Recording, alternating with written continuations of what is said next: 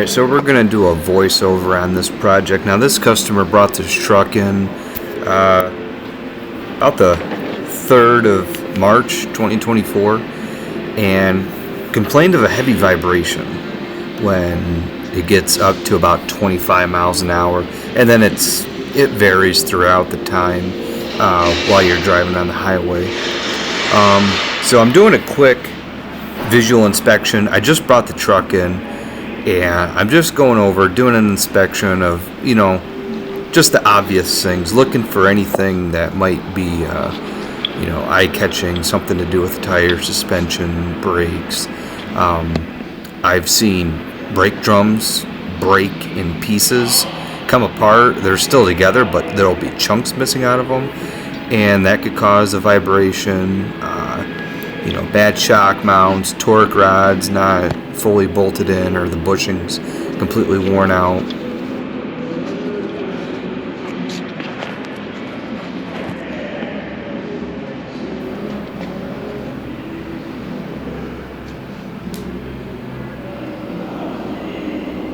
Looking to make sure all the lug nuts are in place. Checking the spring bushings, making sure the bolts are all tight to the hangers on the frame.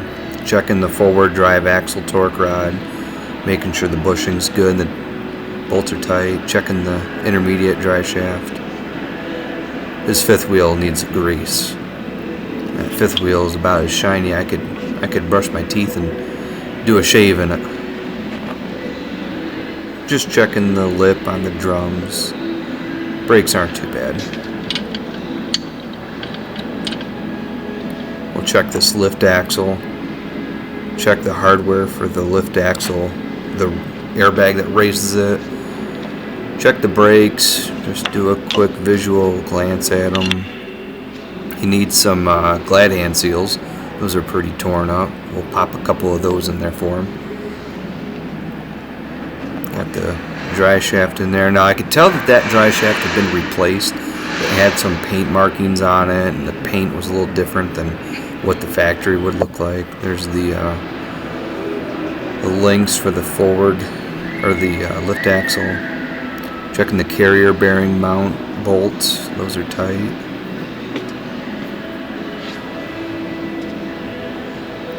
We'll look at the front end a little bit. We're going to look at this leaf springs. I did notice a coolant and an oil leak coming from back there. At this point in the video, I didn't know that there was a write-up for the coolant leak from the customer. So we're going to take a dive and look and see what that's coming from. But he's got an oil leak too. His oil filter is completely covered because the oil filter is not even tight.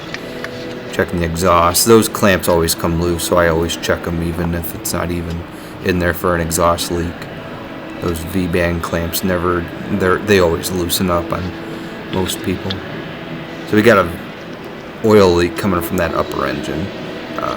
The valve cover ended up being loose on the back. I always check those CAC clamps and turbo outlet pipe clamp. You never know.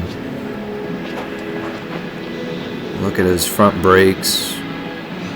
Brake rotor doesn't have very much of a lip on it, just a little bit, but the brakes look good. Now this has a dual steering gearbox on it because it's a really heavy spec truck. So I got a couple other things to check on the steering on the front end.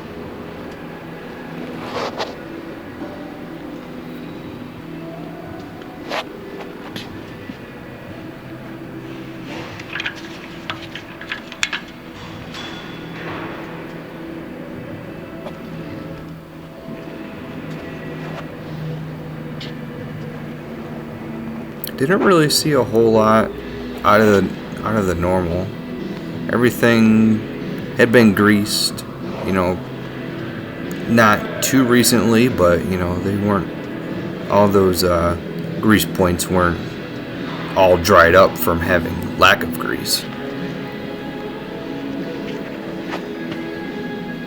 Like I said, there's that that valve cover leak on the back of it. So now we're gonna go under the truck and see if there's anything we can find underneath.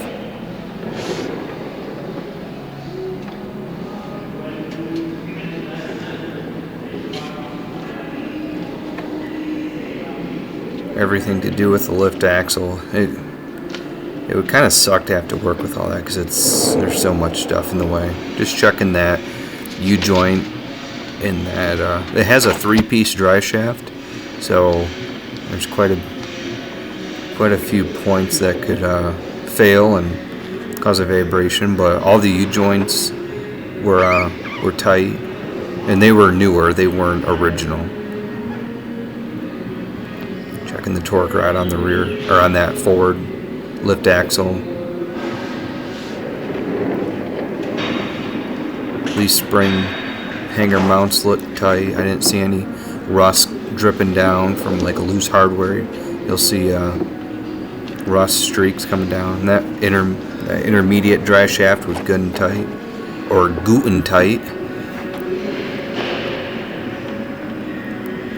However, it all did need to be greased.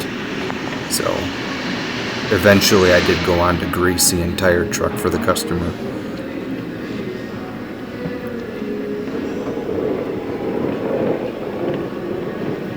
Not seeing anything too obvious. All his leaf springs are mounted up good to the hanger bushings, and airbag mounts are all tight. Checking the tie rod on that steerable lift axle. It was a little, it could have been a little looser on the I guess you would call it rotational direction, I guess. But now that has a bushing in it for that lift axle bracket, so that's not greasable. I go up here forward, and this is the root cause. So if you see that drive shaft has a bolt-on yoke, and the bolt-on yoke is loose and really worn on that drive shaft. There's a big jam nut in there, and that had backed off probably about a 1/8 inch, give or take. Probably about 2 threads. It had backed off. It didn't look like it had came loose recently. If you look, those threads are all dirty, so it doesn't look like it's been apart in a long time. And by a long time, I mean about a year, because that's when the customer had that Driveline put in. But that's definitely going to be the root cause of the vibration. The U-joint is tight. You know, it does move when the yoke moves, which the yoke is moving because of it's really worn on the splines of the drive shaft end. But we're going to look at the rest of it just to make sure there's no 2 causes of vibration, because there can always be more than one cause. So we'll take a look at the output of the transmission. Now this transmission has a brand new clutch. About 2.5 months ago, another technician here at our company put in a complete clutch on this truck. So this was taken apart here at that U-joint just around Christmas of 23. So I kept that in mind too, because I knew the truck had been in here recently for transmission work. I kind of suspected the issue was going to be in the Driveline when the customer stated it vibrates at odd miles an hour. So I also got a heavy oil leak coming from that oil filter. Something about these Cummins X15s, I don't know if it's the engine, I don't know if it's the design, I don't know if it's just everyone who puts oil filters on these, but they're always leaking. They always leak, and it's literally from lack of torquing them down. That's all it is.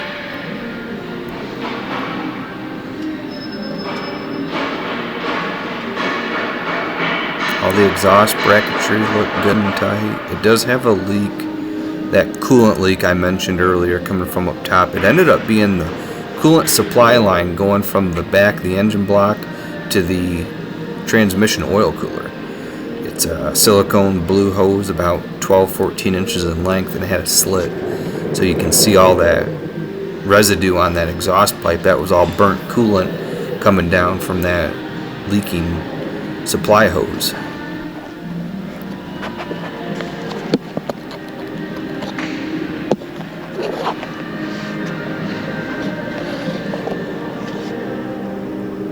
Check his tie rods. Again, these could have been a little bit more, had a little bit more movement in a rotation aspect, but kind of assumed they weren't going to be like brand new. This truck does have 376,000 miles on it, and it's a 2020, so it doesn't have a ton of miles in my opinion, but it does haul really heavy. He said, customer said he can haul 136,000 total weight, so that's truck, trailer, and cargo, whatever he's hauling. So here I'm always used to doing a regular 250 U-joint that has a half-inch 12-point bolt, but kind of forgot that these heavy spec trucks have a much larger bolt on them. This one ended up being a 18 millimeter, and I don't have an 18 millimeter 12-point and a half-inch drive, so I had to go down to a 3/8 drive, which is fine. But we'll get all these U-joint bolts zipped out of here.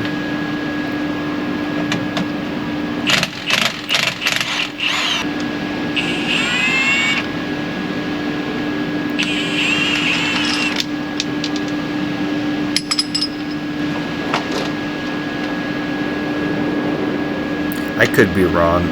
The 18 millimeter fit them perfectly, but they might be standard. Now here what I'm doing is I'm actually just breaking the U-joint caps. I'm just basically breaking the seat is what I call it. I'm not trying to force it out, but I want to break the seat from what they get when they're in there for a while. Because when I take this drive shaft out, I don't want to have to break the seat of the U-joint caps then and risk it falling or damaging or anything like that happening. So I like to take a little pry bar and just break the seat of the cups loose on both sides. And I'll do the same on this front U-joint at the transmission.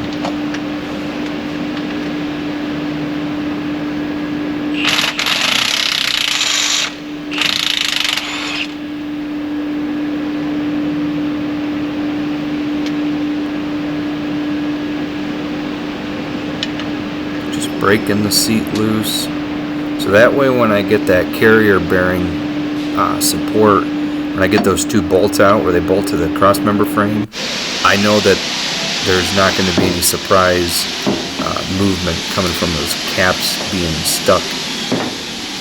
So I got the drive shaft out, got it on the bench, just kind of cleaning the grease off of it. Now at this point we obviously know what the problem is, so I'm just kind of getting a little bit of a feel for it and getting some grease cleaned up.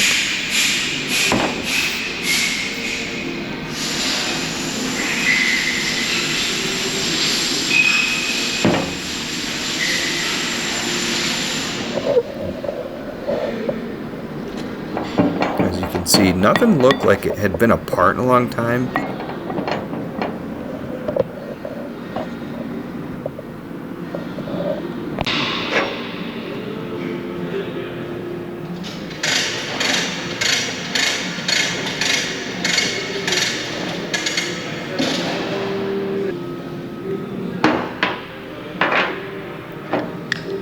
So this is a Ingersoll Rand 3/4 inch impact that I just picked up for the low price of $70. So we're gonna put some Ugga-Duggas to it now. Getting that old yoke nut off took a little bit of work. I was able to pound out the retention portion of it to where it wasn't gonna strip out, but it gave that 3/4 inch impact a little bit of run for its money, but we got it off pretty easily. I had sprayed it with PB Blaster. I think I did. But you can see there where the splines of the old yoke had actually wore through the steel nut and left an impression of the splines, which is pretty interesting. Like I said, the splines are so loose, I had no reason to get a yoke puller for it. It pulled off pretty easily. Now I'm just taking my paint marker and making sure that I have everything lined back up, even though I'm putting a new yoke on it. That way I have a reference for the new yoke, even though the phasing is basically all the same. But just for reassurance when I go to put the new yoke back on. So yeah, this old yoke came off real easily. The splines on the inside of the yoke are typically on the top of each spline is flat, and on this one it was basically like a knife point. But the splines on the axle shaft tube were in good shape. The yoke must have a softer material that caused that to take all the abuse rather than the stub shaft of the driveline.